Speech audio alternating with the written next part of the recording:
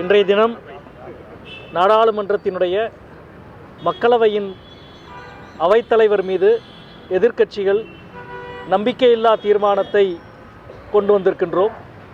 இது மிக மனவேதனையான ஒரு நாள். தனிப்பட்ட முறையில் சபாநாயகர் மீதும் சபாநாயகர் என்ற அந்த பதவி பொறுப்பின் மீதும் மிகப்பெரிய மரியாதையை, மாண்பை நம்முடைய அரசியல் அமைப்பும் நாடாளுமன்ற விதிகளும் கொண்டிருக்கிறது. அதைத்தான் எதிர்க்கட்சிகளாகிய நாங்களும் கொண்டிருக்கின்றோம். ஆனால் அவைத் தலைவரின் மீது ஒரு நம்பிக்கையில்லா தீர்மானம் என்பது மிக உயரிய ஒரு நடைமுறை, மிக உயரிய ஒரு நடவடிக்கை. அந்த ஒரு நடவடிக்கைக்கு எதிர்க்கட்சிகளை இன்றைக்கு ஆளுங்கட்சியும் சபாநாயகருடைய செயல்பாடும் தள்ளி இருக்கிறது என்றுதான் சொல்ல வேண்டும். இன்றைக்கு 100க்கும் மேற்பட்ட நாடாளுமன்ற உறுப்பினர்கள் கையெழுத்திட்டு சபாநாயகரின் மீதான நம்பிக்கையில்லா தீர்மானத்தை தாக்கல் செய்திருக்கிறோம். ஏறக்குறைய நாடாளுமன்ற வரலாற்றில் இதற்கு முன்பு மிக அரிதாகவே இது நடந்திருக்கின்றது. இதற்கு காரணம் உங்களுக்கு தெரியும். கடந்த பிப்ரவரி 2ஆம் தேதி குடியரசுத் தலைவரின் உரையின் மீதான தீர்மானத்தில், நன்றி சொல்லுகிற தீர்மானத்தில் எதிர்க்கட்சி தலைவர் அவர்கள் பேசுகிற பொழுது நம்முடைய இராணுவ தளபதி நரவணே அவர்களுடைய புத்தகத்தை மேற்கோள் காட்டி பேச முயன்றார். அப்பொழுது நம்முடைய பாதுகாப்புத்துறை அமைச்சர், உள்துறை அமைச்சர், நாடாளுமன்றத்துறை அமைச்சர் தொடர்ந்து தலையீடு செய்தார்கள். தலையிட்டு அந்த புத்தகத்தை நீங்கள் மேற்கோள் காட்டக்கூடாது, அப்படி ஒரு புத்தகமே வரவில்லை என்று தொடர்ந்து தலையீடு செய்தார்கள். ஏறக்குறைய 1 மணி நேரம் தலையீடு செய்யப்பட்டது. எல்ஓபியால், நாடாளுமன்ற எதிர்க்கட்சி தலைவரால் பேசவே முடியவில்லை. அவர் ஒரு கட்டத்தில், சரி நான் அந்த புத்தகத்தை பற்றி பேசவில்லை, அந்த புத்தகத்தை பற்றி கட்டுரை வந்த இதழை பற்றி மேற்கோள் காட்டி பேசுகிறேன் என்று சொன்னார். இல்லை, அந்த இதழையும் நீங்கள் மேற்கோள் காட்டி பேசக்கூடாது என்று சொன்னார்கள். சரி, நான் அந்த இதழையும் மேற்கோள் காட்டி பேசவில்லை என்று நாட்டினுடைய பாதுகாப்புக்கு ஏற்பட்டிருக்கிற அச்சுறுத்தல், பாதுகாப்பிற்கு ஏற்பட்டிருக்கிற பலகீனத்தை பற்றி பேச முற்பட்டார். அதன் மீதும் மக்களவையினுடைய தலைவர் ஒரு ஜனநாயகபூர்வமாக நடக்கவில்லை. ஜனநாயகபூர்வமாக நடக்காமல் எதிர்க்கட்சி தலைவர் பேசுவதையே அனுமதிக்காமல் 1.25 மணி நேர போராட்டத்திற்கு பிறகு அவை என்பது ஒத்திவைக்கப்பட்டது. பிப்ரவரி 2ஆம் தேதி எதிர்க்கட்சி தலைவரை பேச விடவில்லை. அதனுடைய தொடர்ந்து பிப்ரவரி 3ஆம் தேதி தொடர்ந்து நாடாளுமன்றத்திலே குரல் எழுப்பியதனுடைய விளைவாக எதிர்க்கட்சி உறுப்பினர்கள், நான் உள்ளிட்ட 8 எதிர்க்கட்சி நாடாளுமன்ற உறுப்பினர்களை தன்னிச்சையாக இடைநீக்கம் செய்து அறிவித்தார்கள். அது பிப்ரவரி 3ஆம் தேதி.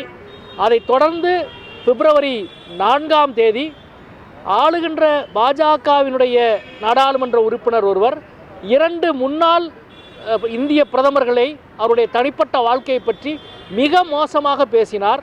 அது முழுமையும் சபாநாயகர் அங்கீகரித்து அதற்கு அனுமதி கொடுத்தார்.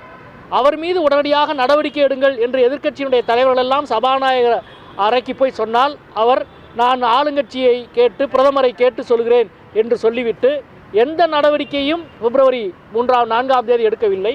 மாறாக பிப்ரவரி 5ஆம் தேதி எதிர்க்கட்சி பெண் எம்பிக்கள், குறிப்பாக காங்கிரஸ் கட்சியினுடைய பெண் எம்பிக்கள் பிரதமரை தாக்க முற்பட்டார்கள் என்ற ஒரு பெரும் குற்றச்சாட்டை அவைத் தலைவர், நாடாளுமன்றத்தினுடைய சபாநாயகரே அவையிலே அறிவித்தார். இது மிகப்பெரிய அதிர்ச்சிகரமான விஷயம். நாடாளுமன்ற ஜனநாயகத்தினுடைய மரபுகளை எந்த அளவுக்கு சீரழிக்கப்பட்டு கொண்டிருக்கிறது என்பதற்கான ஒரு உதாரணம். எனவே பிப்ரவரி 2ஆம் தேதி நடந்தது. 3ஆம் தேதி 8 பேர் இடைநீக்கம் செய்யப்பட்டது. 4ஆம் தேதி ஆளுங்கட்சி எம்பி, முன்னாள் பிரதமர்கள் 2 பேரை மிக மோசமாக பேசியது. அதன் மீது சபாநாயகர் எந்த நடவடிக்கையும் எடுக்காதது.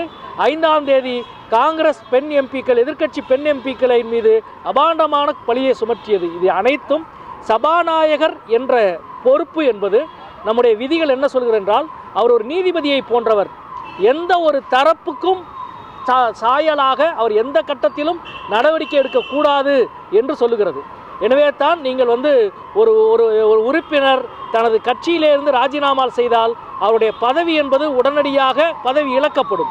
ஆனால் அவரே சபாநாயகராக இருந்தால் அவர் தான் தேர்ந்தெடுக்கப்பட்ட கட்சியிலிருந்து ராஜினாமா செய்தாலும் அவர் பதவி இழக்க மாட்டார். ஏனென்றால் சபாநாயகர் என்ற பொறுப்பு தேர்வு செய்யப்பட்ட கட்சிகளுக்கு அப்பாற்பட்ட மிக உயரிய பொறுப்பு என்பதால்.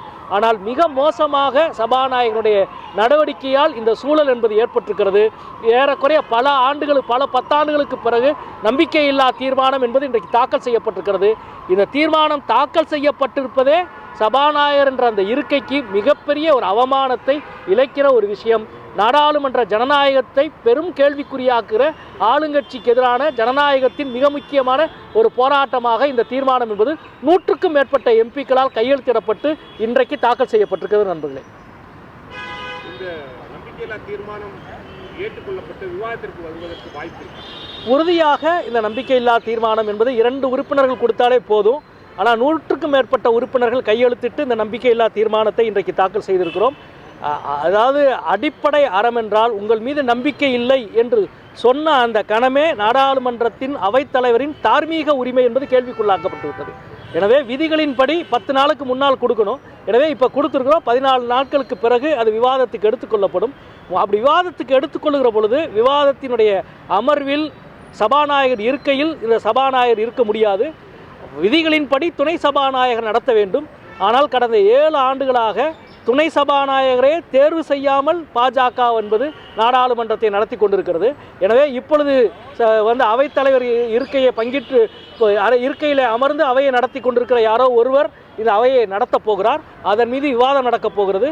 விவாதத்தின் இறுதியில் ஆளுங்கட்சியினுடைய எண்ணிக்கை பிரதிபலிக்கும். ஆனால் 200க்கும் மேற்பட்ட ஏறக்குறைய சரிபாதி எம்பிக்கள் இந்த அவைத்தலைவரின் மீது எங்களுக்கு நம்பிக்கை இல்லை என்று சொல்லுவது ஜனநாயகத்தினுடைய மிக மோசமான ஒரு நிலையை எடுத்து காட்டுகிறது.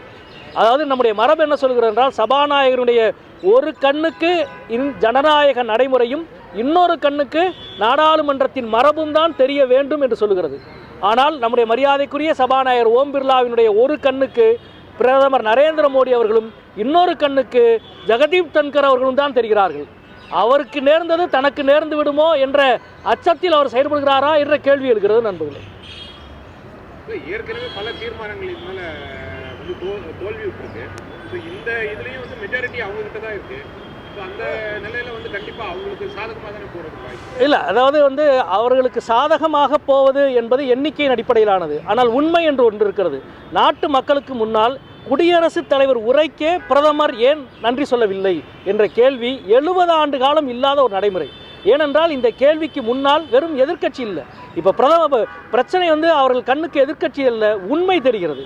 ஏன் நரவானா புஸ்தகம் என்ன சொல்கிறது, அல்லது எப்ஸ்டீன் ஃபைல் என்ன சொல்கிறது, அல்லது இன்றைக்கு அமெரிக்காவிலிருந்து இறக்குமதி செய்தால் சைபர் 1% பூஜ்ஜிய வரி, இந்தியாவிலிருந்து அங்கே போனால் 18% வரி என்பது அது ஒப்பந்தம் அல்ல, அது சரணடைதல். இவ்வளவுக்கும் பின்னால் இருக்கிற உண்மையை பேச மறுக்கிற ஆளுங்கட்சி இந்த சூழலை திட்டமிட்டு உருவாக்கி கொண்டிருக்கிறது என்றுதான் நாங்கள் நினைக்கிறோம்.